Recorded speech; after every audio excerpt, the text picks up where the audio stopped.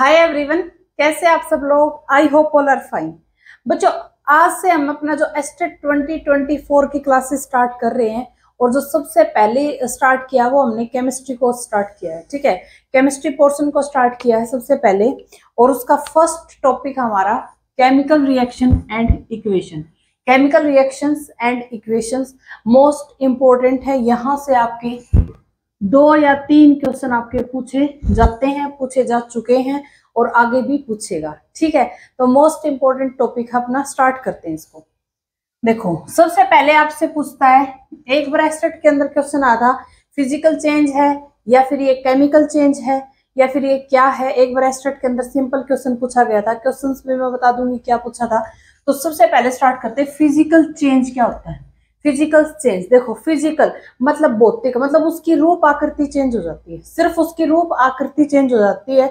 बाकी जो उसके कैरेक्टरिस्टिक है, जो उसकी केमिकल जो प्रॉपर्टी है वो चेंज नहीं होती। ठीक है, तो यहाँ पर जो फिजिकल चेंज है वो क्या है, सिर्फ उसकी जो हमारे पास जो रिएक्टेंट है उसकी जो रूप और आकृति है सिर्फ वो ही चेंज होती है। ठीक है, तो यहाँ पर जो हमसे जो क्वेश्चन पूछेगा तो उस क्वेश्चन के अंदर 4 ऑप्शन गिवन होंगे। ठीक है, और उनमें से ऐसे पूछेगा, इनमें से कौन सा फिजिकल चेंज है, इनमें से कौन सा फिजिकल चेंज है। तो मेल्टिंग ऑफ आइस, जैसे देखो आइस मेल्ट करती है। ठीक है, आइस मेल्ट करती है, जब वो सॉलिड फॉर्म में है आइस है तब भी वो पानी है, जब वो मेल्ट कर जाती है लिक्विड फॉर्म में तब भी वो पानी है। दोनों की प्रॉपर्टी तो वही होगी। ठीक है, सिर्फ फिजिकल स्टेट चेंज हुई है। ठीक है, नेक्स्ट है इवेपोरेशन ऑफ वाटर। वाटर का इवेपोरेट कर जाना, वाष्प के अंदर कन्वर्ट हो जाना वाटर का, उसमें वो भी क्या है, फिजिकल चेंज है। वो भी क्या है, फिजिकल चेंज है। ठीक है, अगर आपको नोट्स चाहिए, इनके सेम डिट्टो नोट्स मिल जाएंगे। अभी मैं तैयार कर रही हूँ, तैयार हुए नहीं है, बिल्कुल डिट्टो नोट्स मिल जाएंगे। उसके अंदर तो और बहुत सारी चीजें हैं। ठीक है, तो व्हाट्सएप पे मिल जाएंगे आपको, अगस्त के लास्ट में मिलेंगे। अभी तो तैयार हो रहे हैं, अगस्त के लास्ट में मिलेंगे। ठीक है, तो ये हमारा फिजिकल चेंज है। नेक्स्ट हमारा केमिकल चेंज। नेक्स्ट हमारा केमिकल चेंज, उसकी जो केमिकल प्रॉपर्टी है वही चेंज हो जाएगी। ठीक है, जो सब्सटेंस है उसकी केमिकल प्रॉपर्टी चेंज हो जाएगी, उसको क्या बोलते हैं, chemical change. Burning of coal, burning of coal, coal को जलाना वो क्या है, एक केमिकल चेंज है। ठीक है, कोयले को जलाएंगे तो वो क्या है, केमिकल चेंज है। अब ये देखो, क्वेश्चन ये आया था स्टेट के अंदर। ठीक है, क्वेश्चन ये आया था स्टेट के अंदर, 2Mg प्लस O2 2MgO। ये पूछा था, ये फिजिकल चेंज है या फिर ये केमिकल चेंज। फिजिकल चेंज है या फिर केमिकल चेंज। देखो, ये होते हैं रिएक्टेंट। पहले मैं बता देती हूँ, जो रिएक्ट करते हैं वो होते हैं रिएक्टेंट, ये होते हैं रिएक्टेंट। ठीक है, और ये होता है प्रोडक्ट। ये है हमारे पास प्रोडक्ट, रिएक्ट करके क्या बनाते हैं, प्रोडक्ट। ठीक है, अब जो इसकी जो प्रॉपर्टी है इस, अब देखो इसमें क्या पूछा गया था कि ये जो रिएक्शन है इसमें फिजिकल चेंज हुआ है, फिजिकल चेंज है, केमिकल चेंज। ठीक है, केमिकल चेंज है। ये क्वेश्चन था कि इसमें फिजिकल चेंज है या केमिकल, या फिर बोथ। ऑप्शन ये भी था, बोथ भी। ठीक है, तो कई बच्चों ने सोचा कि इसमें फिजिकल चेंज भी है। ठीक है, कि Mg था, ये O2 था, MgO बन गया, चेंज हो गया। और केमिकल तो है ही। ठीक है, रिएक्शन हुई है तो केमिकल चेंज तो होंगे। ठीक है, बट देखो MgO2 ने MgO ही बनाया, क्या इसने CaO बनाया है। ठीक है, क्या इसने कैल्शियम ऑक्साइड बनाया या इसने कुछ और बनाया है। ठीक है, मतलब क्या है, Mg का Mg ही रहा, मैग्नीशियम मैग्नीशियम ही रहा, ऑक्सीजन ऑक्सीजन ही रहा। इसने बिल्कुल अलग प्रोडक्ट तो नहीं बनाया जिसकी फिजिकल स्टेट ही चेंज हो गई हो, ऐसा तो नहीं है। तो ये क्या है, एक केमिकल चेंज है। फिजिकली तो सेम ही रहे, फिजिकली तो मैग्नीशियम ऑक्साइड की रिएक्शन हुई और मैग्नीशियम के और ऑक्सीजन की रिएक्शन हुई और मैग्नीशियम ऑक्साइड बना दिया। फिजिकली तो सेम ही है, कुछ और चीज तो नहीं बनी कि इससे कुछ कैल्शियम ऑक्साइड बन गया और कुछ ऐसा तो नहीं हुआ। तो फिजिकली ये चीज सेम है, बट ये क्या है, एक केमिकल रिएक्शन है। ये किसका एग्जांपल है, केमिकल रिएक्शन का। नेक्स्ट बच्चा हमारे पास केमिकल रिएक्शन।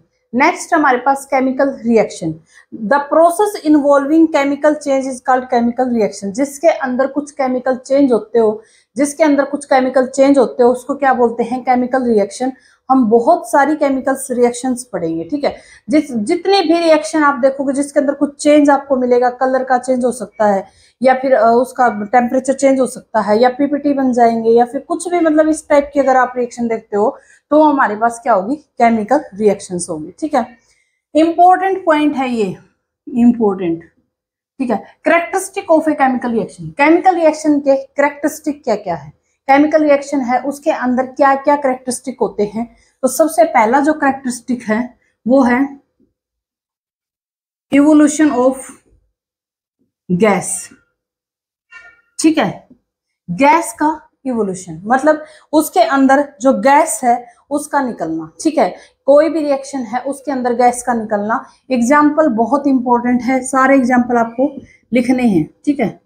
H2SO4, Zn की रिएक्शन, जिंक की रिएक्शन जब H2SO4 के साथ करवाई जाती है तो यहाँ पर क्या बनेगा, ZnSO4 और H2 गैस है वो क्या हो जाएगी, इवोल हो जाएगी, निकल जाएगी, ठीक है। तो यहाँ पर क्या है देखो कैरेक्टरिस्टिक, एक केमिकल रिएक्शन हुई थी उसके अंदर गैस का निकलना। पहली रिएक्शन कौन सी है, एक केमिकल रिएक्शंस के अंदर गैस का निकलना क्या होता है, फर्स्ट कैरेक्टरिस्टिक है इवोल्यूशन ऑफ द गैस, ठीक है। तो ये कौन सी रिएक्शन है, केमिकल रिएक्शन, ठीक है। नेक्स्ट है फॉर्मेशन ऑफ पीपीटी, पीपीटी की फॉर्मेशन, ठीक है। पीपीटी का बनना इंपॉर्टेंट है आपसे, जैसे ये देगा एक, ठीक है, और चार कैरेक्टरिस्टिक्स में से कुछ भी पूछ लेगा, change in temperature, change in state, formation of PPT, evolution of gas, इस टाइप से आपसे पूछे जाते हैं, ठीक है। मैं दिखाऊंगी क्वेश्चन स्टेट में पूछा हुआ। फॉर्मेशन ऑफ पीपीटी, पीपीटी की फॉर्मेशन, अब जैसे रिएक्शन है 2Ki PbNO3 की होल ट्वाइस, ठीक है। यहां से क्या बनेगा 2KNO3 प्लस PbI2, एक बार क्वेश्चन के अंदर ये पूछा गया था, ये रिएक्शन थी, इसका कलर पूछा गया था, ठीक है। PbI2 का कैसा कलर होता है, तो ये पीपीटी है, पीपीटी प्रेसिपिटेट जो हम लैब के अंदर जो दाने से निकलते थे, एक्सपेरिमेंट तो सभी ने किए होंगे, बीएससी तो सभी पास आउट है, बीएससी तो यहाँ पर हर बच्चा है, सबने एक्सपेरिमेंट किए होंगे, ठीक है। किसी ने क्लास बंक की है तो भी उसको पीपीटी का तो पता ही है, ठीक है। तो ये पीपीटी बनते हैं जैसे दाने से, वो दाने कैसे होते हैं, येलो कलर के, वो पीपीटी कैसे बनते हैं बच्चों, येलो कलर के। तो इंपॉर्टेंट है, पूछा गया है कि ये पीपीटी कैसे बनता है, येलो कलर का, ठीक है।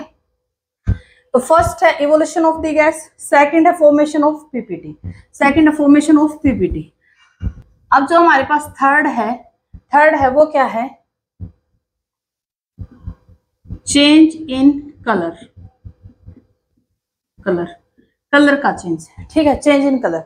देखो रिएक्टेंट के पास कुछ और कलर हो सकता है और वो चेंज हो सकता है प्रोडक्ट में, ठीक है। या फिर क्या हो सकता है कि रिएक्टेंट है उसके पास कुछ कलर है, जब उसका प्रोडक्ट बनेगा तो वो कलरलेस होएगा, या फिर रिएक्टेंट है वो कलरलेस है और प्रोडक्ट में कुछ ना कुछ कलर आएगा, ठीक है।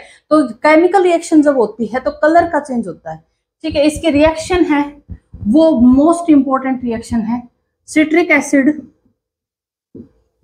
ये होता है सिट्रिक एसिड, इसकी रिएक्शन KMnO4 के साथ करते हैं, ठीक है। सिट्रिक एसिड है जो कि एक वीक एसिड है।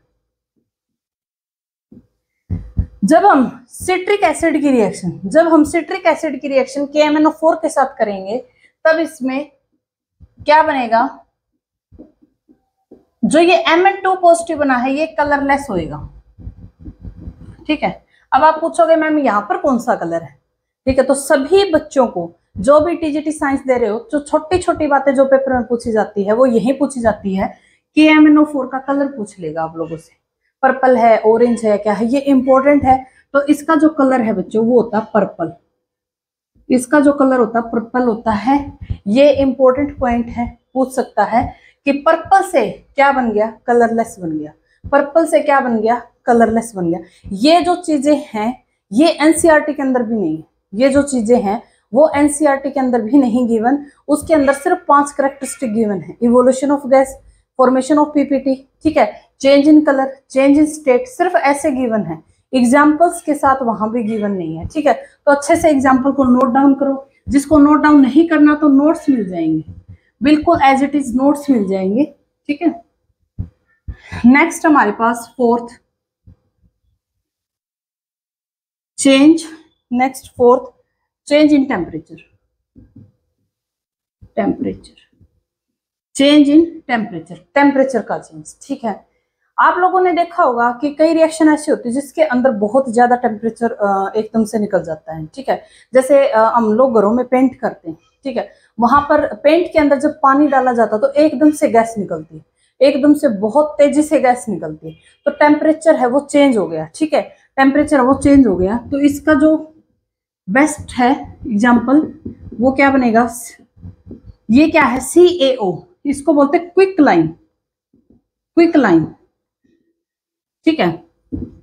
एस्टेट TGT में 2017 के अंदर क्विक लाइन पूछा गया था, कौन सा होता है, ऑप्शन थे CaO, CaOH की होल थ्राइस, CaCO3, इस टाइप के आपको ऑप्शन थे। तो इसको बोलते हैं क्विक लाइन, इसके नेम बहुत इंपॉर्टेंट है, ठीक है, CaOH की होल ट्वाइस।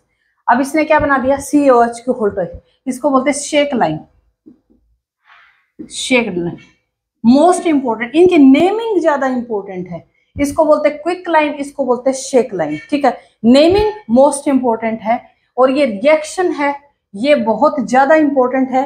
ये रिएक्शन आपको 2-3 जगह और देखने को मिलेगी, लेकिन ये रिएक्शन बहुत इंपॉर्टेंट है। इसी रिएक्शन को एक्सोथर्मिक रिएक्शन भी बोलते हैं, अभी मैं करवाऊंगी वैसे तो एक्सोथर्मिक रिएक्शन, बट ये रिएक्शन आ गई तो साथ में बता देती हूँ। इसको बोलते हैं एक्सोथर्मिक रिएक्शन। एक्सोथर्मिक क्यों, जहां पर भी हीट रिलीज होती हो, जहां पर भी हीट रिलीज होती है उसको बोलते हैं एक्सोथर्मिक रिएक्शन, ठीक है। तो चेंज इन टेम्परेचर की जो रिएक्शन है वो एक्सोथर्मिक रिएक्शन भी है, और इसी रिएक्शन को कॉम्बिनेशन रिएक्शन भी बोलते हैं, इसी रिएक्शन को कॉम्बिनेशन रिएक्शन भी बोलते हैं, ठीक है। जब आपस में दो चीजें कंबाइन करके एक चीज बनाते हैं तो उसको कॉम्बिनेशन, हमें कॉम्बिनेशन रिएक्शन भी पढ़नी है, एक्सोथर्मिक रिएक्शन भी पढ़नी है, बट यहाँ पर ये रिएक्शन थी तो साथ में मैंने मेंशन कर दिया। तो इसी को क्या बोलते हैं, एक्सोथर्मिक, जहां पर हीट रिलीज होती हो, एंडोथर्मिक जहां पर हमें हीट देनी पड़ती हो, ठीक है, और इसी को कॉम्बिनेशन रिएक्शन भी बोलते हैं। तो ये हमारा क्या था, change in temperature, change in temperature था। क्वेश्चन पूछा गया है, इसके नेमिंग के ऊपर पूछा गया, इसको बोलते थे क्विक लाइन, इसको बोलते शेक लाइन, ठीक है। नेक्स्ट हमारे पास change in state,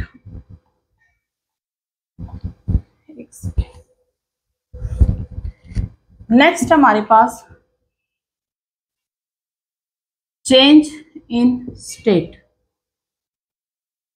state change हो जाना, ठीक है, स्टेट चेंज हो जाना। सीधा एग्जांपल है, आप लोगों ने वैक्स तो सुना ही होगा, वैक्स, वैक्स लड़कियों ने तो खासकर वैक्स सुना ही है, लड़कों ने भी सुना है, आजकल तो कोई पीछे नहीं है, तो वैक्स तो सबने ही सुना है, ठीक है। वैक्स को जब भी हीट कर देते हैं, वैक्स को जब भी हीट कर देते हैं तो वैक्स है सॉलिड फॉर्म में होती है और एकदम से लिक्विड फॉर्म के अंदर आ जाती है, ठीक है, एकदम से लिक्विड फॉर्म के अंदर आ जाती है। तो इसने क्या की, स्टेट को चेंज किया, ठीक है। अब जैसे मोमबत्ती है, मोमबत्ती है, ठीक है, इसको हीट, ये हीट हो रही है, तो यहां से ये क्या कर रहा है, मेल्ट कर रहा है, ठीक है, सॉलिड से किसके अंदर, लिक्विड के अंदर, सॉलिड से लिक्विड के अंदर। इसमें साथ में CO2 प्लस H2O रिलीज होता है, CO2 प्लस H2O, ठीक है। तो ये बात याद रखनी है चेंज इन स्टेट के अंदर कि वैक्स है वो किसके अंदर, लिक्विड के अंदर, कि वैक्स है वो क्या हो रही है, लिक्विड के अंदर कन्वर्ट हो रही है जब उसको थोड़ी सी हीट दे रहे हैं, ठीक है। मोमबत्ती है, वो जब मोमबत्ती है उसकी जो मोमबत्ती के ऊपर वाली जो लो होती है वो गर्म होती है तो मोमबत्ती पिघल जाती है, ठीक है। तो पिघलने के बाद उसमें CO2 और H2O बाहर निकल जाते हैं। तो ये हमारे पास क्या है, चेंज इन स्टेट। अब जो क्वेश्चन एस्टेट के अंदर पूछा गया था, आपको मैं वो क्वेश्चन दिखाती हूँ, ठीक है बच्चों। जो आपके एस्टेट के अंदर क्वेश्चन आया था वो क्या आया था, ए chemical reaction between quick lime plus H2O is a characteristic, कौन सा कैरेक्टरिस्टिक है वो, evolution of H2, change in colour, change in temperature, formation of PPT। ये क्वेश्चन आपका पूछा गया था एस्टेट के अंदर, ठीक है। क्विक लाइम पता होना चाहिए, और उसके साथ अगर हमने पानी मिला दिया तो क्या बनेगा ये भी पता होना चाहिए, ठीक है। तो क्विक लाइन से शेक लाइन बना है, ठीक है।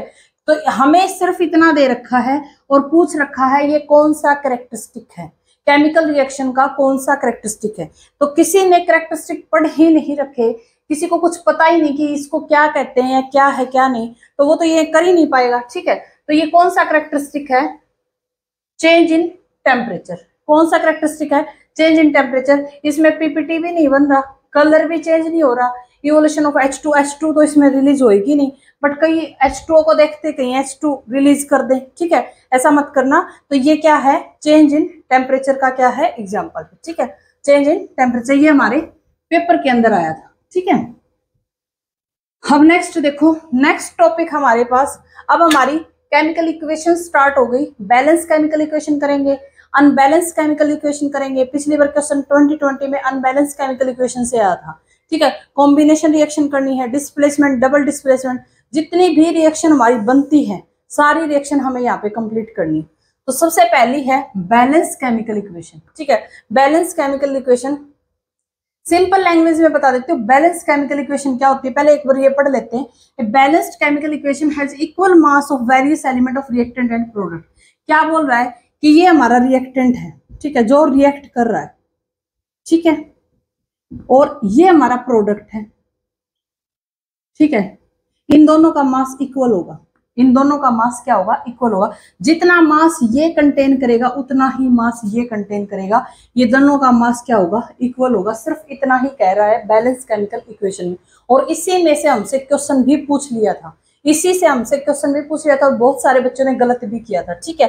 तो बैलेंस केमिकल इक्वेशन, अब जैसे मैं एग्जाम्पल बता देती हूँ, कुछ भी ले लो, Zn है, H2SO4 है, ठीक है, क्या बन गया, ZnSO4 प्लस H2, ठीक है। तो यहां पर देखो, वैसे कौन सी कैरेक्टरिस्टिक है, इवोल्यूशन ऑफ द गैस, ऐसे याद रखना है। अब Zn यहाँ पर 1 है, ठीक है, ये तो है नहीं, Zn यहाँ पर 1 और यहाँ पर मैं 3 कर दूं Zn को, ऐसा तो हो नहीं सकता। तो यहाँ पर भी Zn का कितना है, 1 सब्सटेंस, Zn का कितना मॉलिक्यूल है, 1, और यहाँ पर भी कितना है, 1, ठीक है। तो ऐसे रिएक्टेंट, जैसे देखो H2SO4 1 है, H2SO4 यहाँ पर भी 1 है, H2 और H2, मतलब क्या है, जितना मास ये कंटेन कर रहा है उतना ही मास ये कंटेन कर रहा है। इसको बोलते हैं बैलेंस केमिकल रिएक्शन, ठीक है, बैलेंस केमिकल रिएक्शन। अब हमें करनी है अनबैलेंस केमिकल रिएक्शन। और अच्छी बात यह है कि इससे क्वेश्चन पूछता है, इससे 2 बार क्वेश्चन आ चुका है, क्वेश्चन भी दिखाऊंगी एस्टेट के अंदर क्या आया था। और वैसे ओ स्टेट, देखो ये है ना, जो क्लास है वो सिर्फ एस्टेट के लिए नहीं है, वो दिल्ली में DSSS BTGT के लिए भी उतनी ही इंपॉर्टेंट है। कहीं आप साइंस का पेपर और दे रहे हो तो वहां भी इतनी इंपॉर्टेंट है, ठीक है। तो एस्टेट बोल रही हूँ क्योंकि स्पेशली एस्टेट से ही स्टार्टिंग है मेरी, तो एस्टेट ही बोल रही हूँ मैं, ठीक है। अनबैलेंस केमिकल रिएक्शन, इसके अंदर एनसीईआरटी ने एक एग्जाम्पल दिया है, ठीक है, क्या है वो, Fe plus H2O, Fe3O4 plus H2, ये एनसीईआरटी का एक एग्जाम्पल है, ठीक है। उसने इस रिएक्शन को बैलेंस करने के लिए बोला है, ठीक है। और हमें जो अपने एस्टेट के अंदर, जो पेपर के अंदर आया था, वो भी बैलेंस करना है कि उसने क्या पूछा था। बहुत सारे बच्चे गलत करके आए थे, ठीक है। देखो अब यहां से स्टार्ट करते हैं, बिल्कुल जो सिंगल होता है ना, सबसे पहले सिंगल को पकड़ते हैं। सिंगल को सभी पकड़ते हैं और हम भी सिंगल को ही पकड़ेंगे। देखो आयरन यहाँ पर 1 है और यहाँ पर 3 है, ठीक है, आयरन है यहाँ पर 1 है, यहाँ पर 3 है। तो पहले तो आयरन को ही बैलेंस कर देते हैं, ठीक है। तो A की जगह क्या आ गया, 3, ऐसे ही मिलेगा, A B C D ऐसे ही मिलेंगे, 3 4 ये ऐसे ही मिलेगा, ठीक है। A की जगह क्या आ गया अपना 3, ठीक है। अब B देखना, A की जगह 3, यहाँ पर देखो H2 है 3। अब हमें ऑक्सीजन देखनी है, ऑक्सीजन यहाँ पर कितनी है 4, और ऑक्सीजन कहीं नहीं है, यहाँ पर ऑक्सीजन है 4, यहाँ पर ऑक्सीजन है 1, ठीक है। तो यहाँ पर ऑक्सीजन हमें कितनी बनानी है 4, तो बी की जगह क्या आ गया 4, ठीक है। वैसे तो ये बिल्कुल बच्चों वाली चीजें हैं, किसी को थोड़ी सी भी केमिस्ट्री आती है तो उसके लिए तो बिल्कुल ही बच्चों वाला खेल है, पर पेपर में आते हैं तो हमें करना पड़ेगा, ठीक है। तो बी की जगह कितना आ गया 4। अब हमारा जो H2 है ये है हमारा C, सी, ठीक है। तो सी की जगह देखो यहाँ पर तो हमें कुछ भी करने की जरूरत नहीं, क्योंकि आयरन 3 है, बिल्कुल ठीक है। ऑक्सीजन 4 है, तो सी कितना आ गया 1, ठीक है। अब हमें डी देखना है। डी देखो, हाइड्रोजन है, हाइड्रोजन का कितना है, यहाँ पर कितने हैं हाइड्रोजन 8 और यहाँ पर 2, तो यहाँ पर क्या आ जाएगा 4, तो डी क्या आ गया 4। तो ऐसे हम रिएक्शन को बैलेंस करेंगे। हमें थोड़ा सा जल्दी भी बैलेंस करनी पड़ेगी रिएक्शन, क्यों? क्योंकि पेपर के अंदर इतना टाइम नहीं होता कि आप एक एक चीज को देखो, प्रैक्टिस करनी पड़ेगी, ठीक है। तो ऐसे हम बैलेंस कर सकते हैं रिएक्शन को। अब देखो बच्चों, एस्टेट के अंदर टीजीटी में, टीजीटी साइंस के अंदर 2020 के अंदर ये क्वेश्चन पूछा गया था और बहुत सारे बच्चे यहाँ पे मिस्टेक करके आए थे, ठीक है, क्योंकि रिएक्शन बैलेंस करनी थी, ठीक है। और रिएक्शन बैलेंस इतनी आसानी से तो होती नहीं, थोड़ी सी प्रैक्टिस चाहिए। वैसे इजी बहुत है, मैं ये नहीं कहती कि मुश्किल है, बहुत ज्यादा आसान है, पर थोड़ी सी प्रैक्टिस चाहिए, ठीक है। अब देखो यहाँ पर ये इसके 4 ऑप्शन थे, ये 4 ऑप्शन थे, हमें ये रिएक्शन बैलेंस करनी थी। तो सबसे पहले यहाँ कहाँ से स्टार्टिंग करें? देखो ऑक्सीजन से नहीं कर सकते, क्योंकि ऑक्सीजन दोनों में है, ठीक है, ऑक्सीजन दोनों में है, तो ऑक्सीजन से नहीं कर सकते। यहाँ पर कार्बन देखो, यहाँ पर कार्बन है और यहाँ पर कार्बन और एक ही है, ठीक है। तो कार्बन को बैलेंस कर देते हैं। यहाँ पर 3 कार्बन है, C3 है, तो मैं यहाँ पर एक बार C को 3 कर देती हूँ, ठीक है, C को मैं 3 कर देती हूँ। कार्बन मैंने 3 बना दिया, क्योंकि कार्बन मुझे 3 गिवन था, तो मैंने स्टार्टिंग कर दी कार्बन 3, तो मेरा C कितना आ गया 3, ठीक है। अब नेक्स्ट देखो C3 आ गया, ठीक है। यहां पर देखो हाइड्रोजन 8 है, यहां पर कितने हैं हाइड्रोजन 8 है, ठीक है। हाइड्रोजन मेरे कितने हैं 8 है, और यहां पर देखो हाइड्रोजन कितने हैं 2 ही हैं, तो मैंने डी को 4 कर दिया, ठीक है।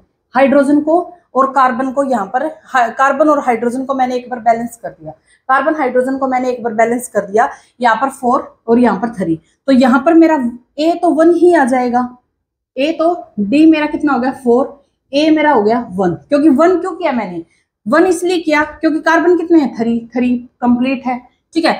हाइड्रोजन कितने हैं 8 कंप्लीट है, ठीक है। तभी तो यहाँ पर 1 करूंगी, 2 कर दूंगी तो डबल डबल हो जाएंगे, ठीक है। तो ए कितना आ गया 1।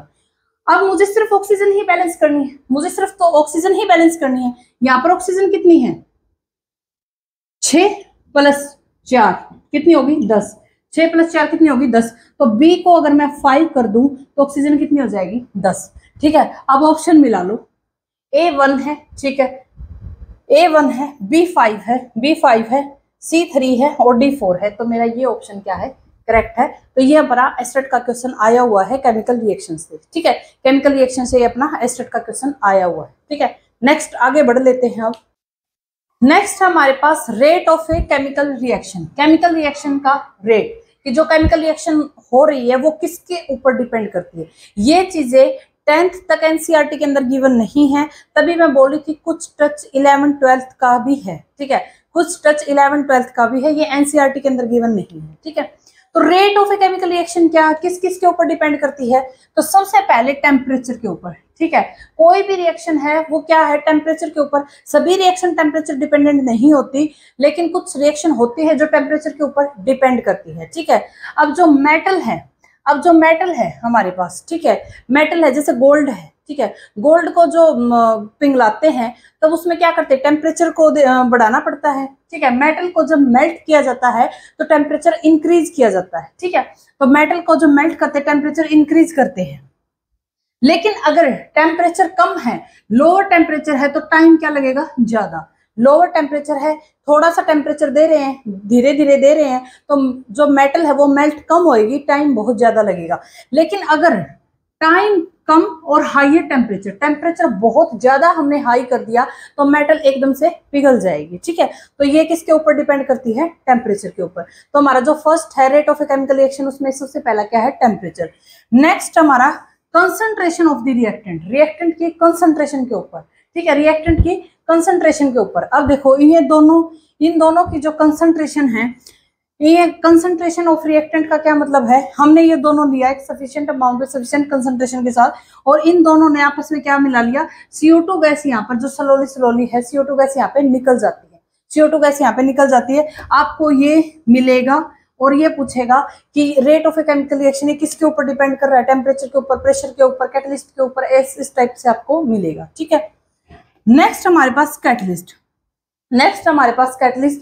कैटलिस्ट का किसी बच्चे, सभी बच्चों ने कैटलिस्ट के बारे में सुना होगा, सभी बच्चे 11th 12th बीएससी करके आए, कैटलिस्ट के बारे में सुना होगा। कैटलिस्ट क्या होते हैं, जो रेट ऑफ रिएक्शन को बढ़ा भी सकते हैं और घटा भी सकते हैं। ये नहीं है कि हमेशा रेट ऑफ रिएक्शन इंक्रीज होगी, वो कम भी हो सकती, ज्यादा भी। ठीक है, तो अब जैसे ये हैबर प्रोसेस है अमोनिया, ये तुम लोग नॉन हो इस रिएक्शन के। ठीक है, हैबर प्रोसेस है, यहाँ पर अमोनिया बनाया जाता है, तो इसके अंदर हमने आयरन कैटलिस्ट को डाल दिया, जो क्या करेगा, रेट ऑफ रिएक्शन को इंक्रीज कर देगा। मतलब क्या है, उसकी एक्टिवेशन एनर्जी, इतना डीप जाने की जरूरत नहीं वैसे, लेकिन इसके जो रेट है, मतलब इस रिएक्शन को बहुत फास्ट करवा देगा अगर हमने आयरन डाला है तो। ठीक है, तो ये कैटलिस्ट क्या करता है, रेट ऑफ रिएक्शन को इंक्रीज करता है इन दिस प्रोसेस। ठीक है, नेक्स्ट हमारे पास प्रेशर। नेक्स्ट बच्चों हमारे पास प्रेशर। प्रेशर का क्या इफेक्ट पड़ता है रेट ऑफ रिएक्शन के ऊपर। देखो एनसीईआरटी के अंदर ये लाइन, ये जो इक्वेशन है ये गिवन है। ठीक है, एनसीईआरटी के अंदर ये इक्वेशन गिवन है। अब यहाँ पर देखो, कार्बन मोनोऑक्साइड की रिएक्शन करवाई है हाइड्रोजन के साथ, और देखो प्रेशर बहुत ज्यादा है। ठीक है, कई बार ऐसी रिएक्शन होती है जहां पर अगर हम इतना प्रेशर अप्लाई नहीं करें तो वो रिएक्शन नहीं होगी, तो वो सिर्फ किसके ऊपर डिपेंड करती है, प्रेशर के ऊपर। ठीक है, तो ये रिएक्शन किसके ऊपर डिपेंड कर रही है, प्रेशर के ऊपर। और इसका प्रेशर इतना ज्यादा हाई है तभी ये रिएक्शन पॉसिबल है। तो यहाँ से आपसे दो क्वेश्चन पूछ सकता है। फर्स्ट क्वेश्चन क्या पूछेगा, ये रिएक्शन दे देगा आपको, ठीक है, और ये पूछेगा किसके ऊपर डिपेंड है, प्रेशर, टेम्परेचर, कैटलिस्ट या फिर कंसंट्रेशन ऑफ द रिएक्टेंट किसके ऊपर डिपेंड है। तो आपको पता होना चाहिए कि ये प्रेशर के ऊपर डिपेंड है।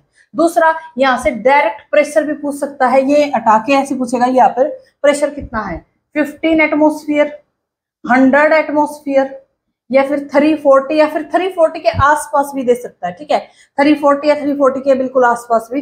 तो इनमें से है, बताओ इनमें से प्रेशर। तो आपको ये पता होना चाहिए कि ये 340 एटमोस्फियर जब हम अप्लाई करेंगे तब ये रिएक्शन पॉसिबल होगी। ठीक है, तब ये रिएक्शन पॉसिबल होगी, बिल्कुल एनसीईआरटी की लाइन है, आपको याद करनी। अब ये रिएक्शन तो सभी लोगों ने देखी हुई होगी, ये फोटोसिंथेसिस है, शुरू से ही हम पढ़ते आ रहे हैं फोटोसिंथेसिस, जहां पर कार्बन डाइऑक्साइड वाटर के साथ रिएक्शन करती है और ये बना लेती है ग्लूकोज CO2 प्लस H2। ठीक है, अगर ये रिएक्शन सनलाइट की प्रेजेंस में ना हो तो ये रिएक्शन ही नहीं होगी।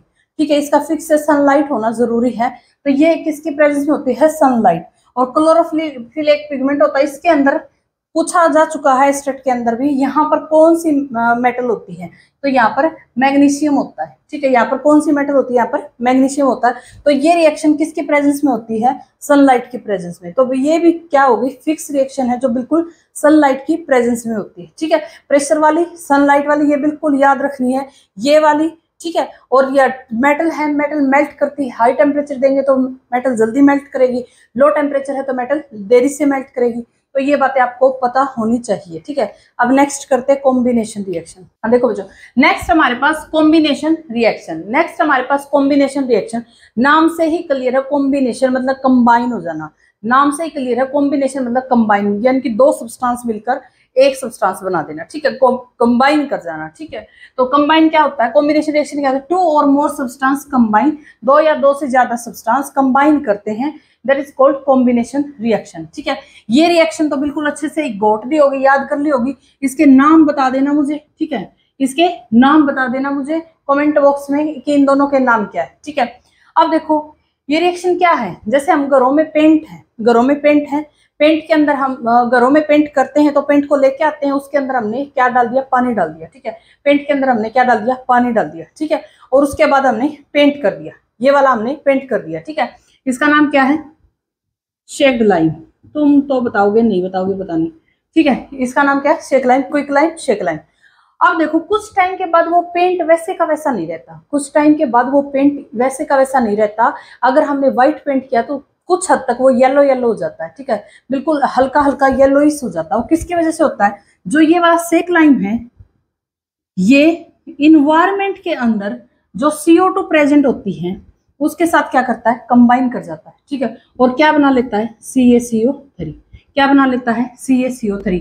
इसका नाम मोस्ट इंपोर्टेंट है, पेपर में पूछा जा चुका है। पहले तो इसका नाम, और दूसरा ये सॉलिड है, लिक्विड है। पहले तो आप इसका नाम मुझे बताओगे, नेम बताओगे। ये सॉलिड है, लिक्विड है, ये भी पूछा जा चुका है, ये क्या है। ठीक है, तो इसका नाम बताओगे किसी बच्चे को इसका नाम पता है तो कमेंट बॉक्स में मुझे बताना, ठीक है। मैं बता देती हूँ, लाइमस्टोन बोलते हैं इसको। क्या बोलते हैं? लाइमस्टोन, ठीक है। और ये सॉलिड होता है, लाइमस्टोन बोलते हैं, और ये क्या होता है? सॉलिड होता है, ठीक है। तो ये हमारे पास क्या है? Combination reaction. और कॉम्बिनेशन रिएक्शन भी हो सकती है, आयरन के साथ सल्फर को मिला दिया, FeS, जो तुम लोगों को दिखेगी ना, दो आपस में मिलकर एक बना रहे हैं, कॉम्बिनेशन रिएक्शन का एग्जांपल, ठीक है। और एग्जांपल एनसीईआरटी ने जो गिवन है, carbon plus CO2, carbon plus O2 क्या बन गया? CO2, ठीक है। और H2 प्लस O2 H2O, ठीक है। तो इस टाइप से ये क्या है? कॉम्बिनेशन रिएक्शन के एग्जांपल। ये आपस में मिलकर इस टाइप से अगर तुम लोगों को रिएक्शन मिलेगी तो वो क्या है? कॉम्बिनेशन रिएक्शन, ठीक है। अब इसी के अंदर एक होती है एक्सोथर्मिक रिएक्शन। इसी में क्या है? एक एक्सोथर्मिक रिएक्शन, ठीक है। एक्सोथर्मिक रिएक्शन क्या होती है? जो ये वाला है ना, ये वाला, ये किसका एग्जाम्पल है? एक्सोथर्मिक। एक्सोथर्मिक क्या होती है? जहां से हीट रिलीज होती है, हीट जहां से रिलीज होती है उसको क्या बोलते हैं? एक्सोथर्मिक। कोई भी रिएक्शन है जिसमें से हीट रिलीज हो रही हो उसको क्या बोलते हैं? एक्सोथर्मिक। और कोई भी रिएक्शन जिसमें हमें हीट देनी पड़ रही हो उसको क्या बोलते हैं? एंडोथर्मिक, ठीक है। तो ये एग्जाम्पल अगर पूछे तो ये किसका एग्जाम्पल है? एक्सोथर्मिक रिएक्शन का, ठीक है। और एग्जाम्पल भी है एक्सोथर्मिक, ले लेते हैं, प्लस O2 प्लस हीट, ठीक है। तो ये भी किसका एग्जाम्पल है? एक्सोथर्मिक रिएक्शन का। यहां भी हीट क्या होती है? रिलीज होती है, ठीक है। यहां भी हीट क्या होती है? रिलीज होती है। एक और ले लेते हैं, burning of coal, burning of coal, ठीक है। बैलेंस तो तुम कर ही सकते हो, बैलेंस करवानी तो सिखा ही दी मैंने। CO2, इसमें क्या बनेगा? CO2 H2O प्लस हीट, ठीक है। ये भी क्या है? ये सारे एनसीईआरटी के एग्जांपल है, बिल्कुल याद रखने तुम लोगों को, ठीक है। ये क्या है? एक्सोथर्मिक रिएक्शन का एग्जांपल है। अब एक मोस्ट इंपॉर्टेंट चीज है, मोस्ट इंपॉर्टेंट, ठीक है। एक प्रोसेस होती है रेस्पिरेशन, एक प्रोसेस होती है रेस्पिरेशन, हम जिसमें सांस लेते हैं, ठीक है। देखो, हमने जो खाना खाया वो किसकी फॉर्म में खाया? हमने जो खाना खाया वो किसकी फॉर्म में गया हमारे शरीर में? ग्लूकोज की फॉर्म में। वो किसकी फॉर्म में गया? ग्लूकोज की फॉर्म में, ठीक है।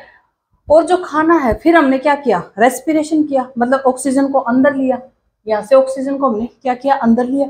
और उसके बाद जब हमने सांस को छोड़ा तो क्या चला गया साथ में? CO2 प्लस H2O, और प्लस एनर्जी निकल जाती है ना। एनर्जी क्या होती है? रिलीज होती है। बैलेंस कर लेना, ठीक है। एनर्जी क्या होती है? रिलीज होती है, ठीक है। ये क्या है? ग्लूकोज, ऑक्सीजन, रेस्पिरेशन प्रोसेस है। ये रेस्पिरेशन की क्या है? इक्वेशन है, ठीक है। यहां से देखो, एनर्जी क्या हुई है? रिलीज हुई है। एनर्जी क्या हुई है? रिलीज हुई है। एनर्जी जिसमें भी रिलीज होती है उसको क्या बोलते हैं? Exothermic process. तो जो रेस्पिरेशन होता है, रेस्पिरेशन क्या है? एक एक्सोथर्मिक प्रोसेस है। मोस्ट इंपॉर्टेंट चीज है, रेस्पिरेशन क्या है? एक एक्सोथर्मिक प्रोसेस है, ठीक है। और इसी से उल्टा होता है एक डाइजेशन, जिसको हम कल करेंगे। डाइजेशन है वो ना तो रेस्पिरेशन का एग्जाम्पल है ना ही कॉम्बिनेशन का, ठीक है। डाइजेशन है उसको कल करेंगे, वो डिकम्पोजिशन रिएक्शन का एग्जाम्पल है। लेकिन यहाँ से ये याद रखना कि रेस्पिरेशन है वो क्या है? कॉम्बिनेशन रिएक्शन का एग्जाम्पल है, ठीक है। तो आज हम इतना ही करते हैं, ठीक है। नेक्स्ट मिलते हैं हम एक आगे इसी चैप्टर को कंटिन्यू करेंगे। Thank you so much.